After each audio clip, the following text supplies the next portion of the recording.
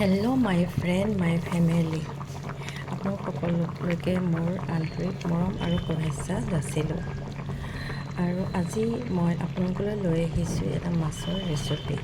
হয়তো আপোনালোকে চবেই বেলেগ বেলেগ টাইপত মাছ বনায়, ময়ো আজি বেলেগ ধৰণে মাছ বনাবলৈ লৈছোঁ। তালৈকে আপোনালোকক স্বাগতম জনাইছোঁ।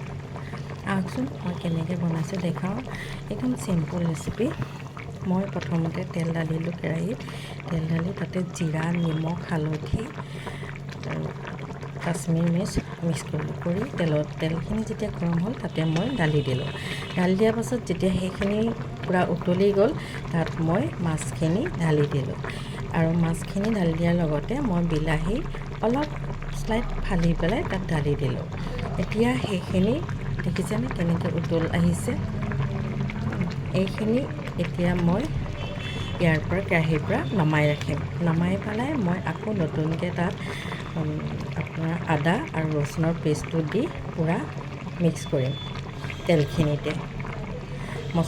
মছলাটো যিখিনি দিব লাগে দিয়াই আছে, বেছি নিদিলেও হ'ব। আৰু কেঁচা জলকীয়া ফালি দিম। এতিয়া মাছখিনি মই অলৰেডি নমাবৰ হৈ গৈছে, নমাই দিম। এয়া চাওক, মই এতিয়া দুটা বিলাহী যে দিছিলোঁ, এই দুটা মই এতিয়া নাভাঙোঁ। এয়া দেখিছেনে, ফালি পেলাই দিছোঁ। এতিয়া মই ইয়াতে এই বিলাহীখিনি ঢালি দিম। এতিয়া কাটি থোৱা বিলাহীখিনি মই ঢালি দিছোঁ। ধুনীয়াকৈ এতিয়া এইখিনি মিক্স হ'ব, উতল আহিব। যেতিয়া ইয়াৰ পানীটো কমি যাব, তেতিয়া মই আদা নহৰু পেষ্টখিনি ইয়াত ঢালি দিম। এতিয়া এইখিনি ধুনীয়াকৈ হ'ব দিছোঁ। এয়া দেখিছেনে, মই ইয়াতে এতিয়া বিলাহীখিনি দিছিলোঁ আৰু পূৰা মানে তেলচোৰা টাইপত কৰিছোঁ। আৰু ইয়াতে এতিয়া মই কেঁচা পিঁয়াজ ঢালি দিছোঁ। এই পিঁয়াজখিনি যেতিয়া গলি যাব আৰু পানীখিনি যেতিয়া শুকাই যাব, আকৌ মই তাত অকণমান পানী দি মাছখিনি ঢালি দিম। আপোনালোকে চাই থাকিব ভিডিঅ'টি। আৰু যিসকল মোৰ চেনেলটিলৈ নতুন আহিছে তেওঁলোকক মই আদৰণি জনাইছোঁ। তেওঁলোকে যেন মোৰ চেনেলটি ছাবস্ক্ৰাইব কৰি যায় আৰু আগলৈ সকলোৱে মোক মৰম দোৱা আশীৰ্বাদ বিচাৰিছোঁ। এই চেনেলৰ যোগেদি মই অন্য কাম কৰিবলৈ সুবিধা পাওঁ।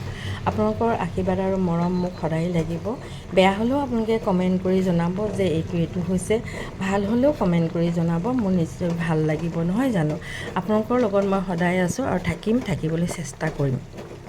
এয়া ফ্ৰাই হৈ গৈছে। মই আকৌ আদা নহৰু পেষ্ট এয়া মোৰ ৰেডিমেড আছে, কিন্তু মই এয়া মাছত দি ভাল নাপাওঁ। মই সেইকাৰণে আদা আৰু ৰচুন মই পিচি লৈছোঁ। এয়া আদা পিচি লৈছোঁ। পিচা আদা আৰু ৰচুনখিনি দিলে তাৰ চেণ্টটো বেলেগ হয়। কিন্তু কিনা যিটো মানে আদা ৰচুনৰ পেষ্ট, ধৰি লওক এইটো অকণো ভাল নালাগে, চেণ্টেই নাই মানে। সেইকাৰণে মই চেণ্টটো ভাল আহিবৰ কাৰণে মই সদায় পিচি পেলাই দিওঁ। পিচি পেলাই দিলে ভাল লাগে। মিক্সিটো নামাৰোঁ, মই পটাত পিচি পেলাই দিওঁ, মানে ভাল লাগে তেতিয়া। আপোনালোকে নিশ্চয় দেখিছে প্ৰায় হৈ আহিছে। ইয়াত এতিয়া মই মাছখিনি ঢালি দিম। মাছখিনি ঢালি দিয়াৰ পাছত এতিয়া পিঁয়াজখিনিও গলি গৈছে।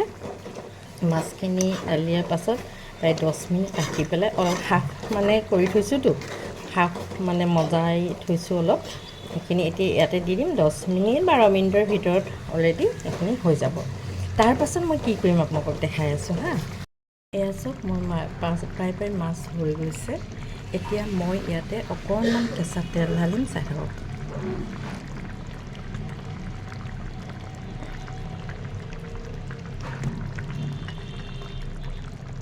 কেঁচা তেল ঢালিলে ইয়াৰ সোৱাদ বহুত বেলেগ হয় দেই।